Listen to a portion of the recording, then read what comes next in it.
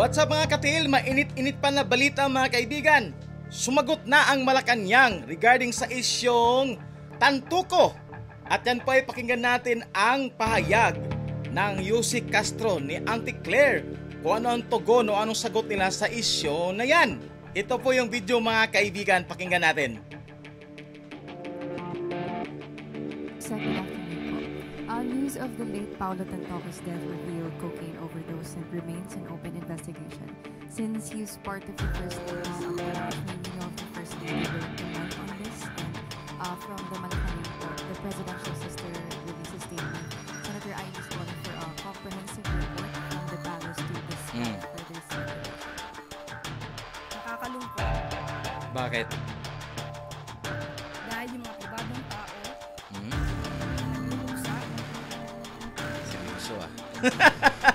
Loy. ay nadadamay sa pamumuno. Ginagamit ng mga obstructionist para masima ang First Lady, ang Pangulo at ang nakakahiya ang Bakit? kanilang mga ginagawa. Unang-una, Oy, nakakahiya daw yon yung naniniwala sa news. Tayo yata yun ah. Tuloy. si Mr. Paul Tantoco ay hindi po kasama sa official entourage ni FL or ni Hindi daw kasama, so dininay na. Okay, next. First Lady. Nakakahiya dahil gumawa sila ng peking police report. Ayan. Uy, piki daw yun. Kaya ba dinilit ng GMA? Kasi piki yun? Oh, piki daw guys. Kaya mamaya abang-abang tayo kung sino ang sasagot magrebattle sa mga sinasabi ni Yussi Castro. Abangan natin mamaya. Si Sas, si Maharlika, si Harry Roque, o sino pang mga expert dyan. Abangan natin mamaya. Naturingan journalist, dating spokesperson, Oy, Harry Roque yun. hindi marunong mag-imbestiga na sila. Hindi sila nagiging journalist, hindi nagiging propagandista ng kanilang mga sinusulong na interes. Ang sinasabing police report na naipost sa Facebook ay isang malaking kasinungalingan. Ayan, kasinungalingan daw yon. Kaya paglabas ng news nung Sunday, kahapon wala pa silang sagot. Kasi wala pa silang pangsagot. Ngayon meron na. Oh, kasinungalingan daw yun mga kaibigan. Tuloy natin. Kahit kayo po mismo Mm. ay maaaring mag-imbestiga. Sinasabi diba sa Beverly Hills Police Department para malaman nyo na yung nilagay sa Facebook na may guhit na color pink kung yung nagkakamali. Ang parting yun ay dinagdag lamang. Nag-start ang mga salitang, and I quote, and the cause of initially suspected to be drug overdose up to the word neuro. Yan po ay dinagdag lamang. Ayan, rinig nyo? Dinagdagan daw, dinikitan lang. Okay, tuloy natin. Ito ay mga gawain upang masira ang unang ginang, ang Pangulo at ang administrasyon para sa pang-personal na interes. Kaninong personal interest yun, Yussi Castro? Tandaan po natin, ang unang ginang po, kung siya ay nasa Los Angeles, ay meron po siyang security service na provide ng service. At meron din po siyang service. Hindi rin po siya nag-stay sa nasabing hotel. Ayan, ibang hotel daw ang inistihan ni First Lady. Oh,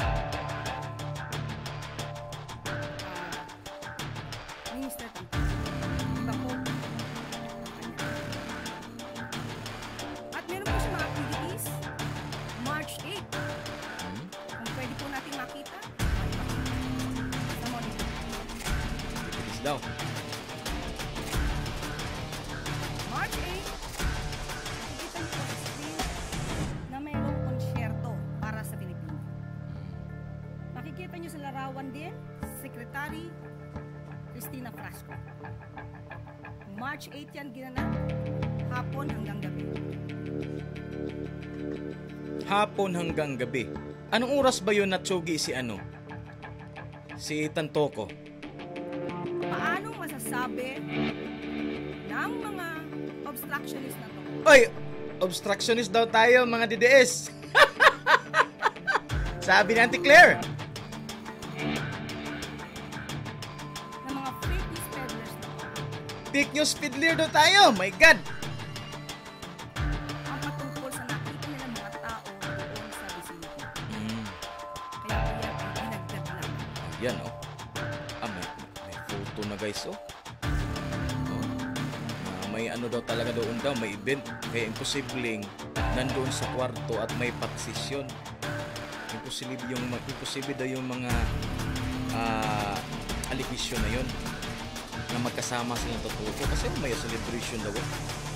Araw hanggang gabi ang daw nila, event daw doon. Kaya imposibleng magkasama si Tantoko at si First Lady. Nandito naman po yan sa Facebook ng unang ginang.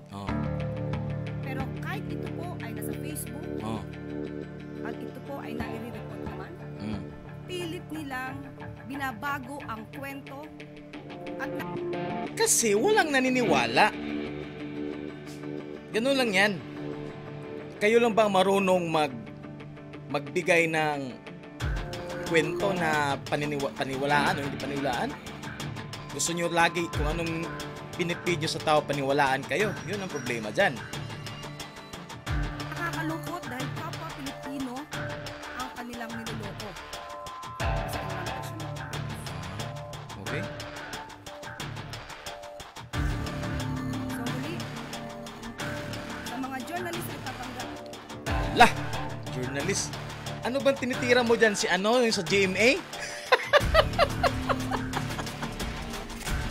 Pangalanan mo kasi ang GMA, di ba? Nag-post ang GMA niyan, tapos dinelete. Pangalanan mo. na kayo journalist, pero lumalabas na kayo propagandista, Propagandista daw. maawa po kayo sa Grabe, no? bansa. Maawa po kayo sa taong bayan. Grabe, parang awa-awa ng gobyerno ngayon, Base sa sinasabi ni Auntie Claire, parang awang-awa na daw talaga, Huwag niyo pong lokohin ang mga tao. Ayan, huwag yun ang lokohin mga Pilipino. Sino ba ang manloloko? Sino bang sinungaling? Mga kaibigan, sino? Sunod na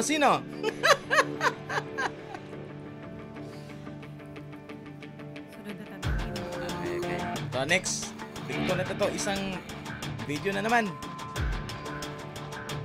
Okay, this one. Ayan. Magandang hapon. Just to follow up on the Tantoko case, I would like to reiterate that Senator Amy Marcos issued a statement urging Malacanang to release a comprehensive report about what happened, the whereabouts of the First Lady. Do you see a need for this? Are you going to heed to this call? Nagsalita na po ako ngayon. Auntie Claire, galit na galit ka. Parang wala ka sa mood ngayon, Nagsalita na po ako ngayon. Sumagot na po ako kanina. Bakit pabalik-balik? Liwanag na po natin lahat ng mga katotohanan. So, Lahat ng katotohanan, pinapaliwanag na daw niya, guys. Regarding sa issue na yan, ipanipaliwanag na sinabi na lahat. Paano niya sinabi ang lahat ng katotohanan? Yung pinakita niyang picture. Paano ma-explain sa picture na yon? Naniniwala kayo doon sa picture na pinakita? Na yun? Yun na yun ang proof mo? Na ang First Lady, araw at gabi, ay nandoon sa event na yun? Yun na yun? So, wag po tayo kasing maniwala masyado sa drama, sa gimmick, sa gawa-gawang kwento. Siguro, Well, mamayang gabi, I'm sure marami dyan mga magaling sa tingnan natin mamaya kung sino ang magribatal sa sinasabi ni Yussi Castro, mga kaibigan. din tayo po bilang miyembro ng media, kaya din po natin alamin kung ano ba talagang katotohanan. So, sinasabi ko na po, yung police report na yan, It's a fake document. Galit na si Ate Claire, mga kaibigan. Oy! Fake document daw yung police report na yon. Agoy, ni-report pa naman yun ng Isiminay. Nako, kakasuhan na naman siguro, no? Fake news na naman siguro tayo nito. May gulay. Galing talaga. Ang galing. Pero how's the First Lady using? Walang... okay lang siya. Alam niya kasi po yung katotohanan. Walang... Okay lang siya. May gulay. May gulay. So yun, mga kaibigan, ang tugon ng palasyo regarding sa issue wherein na-involve ang pangalan ng First Lady. So mamayang gabi o abangan natin bukas kung ano ang rebuttal ng mga taong may totoong information regarding sa balitang yan. Kung yung report ng police report na yan ay totoo o hindi. Malalaman natin yan bukas sa rebuttal kung sino ang nagsasabi ng totoo, kung sino ang ating paniniwalaan. Yan ang kaabang-abang, mga kaibigan. Kaya hanggang dito na lang po, aabangan natin ang isyong ito. Bye-bye!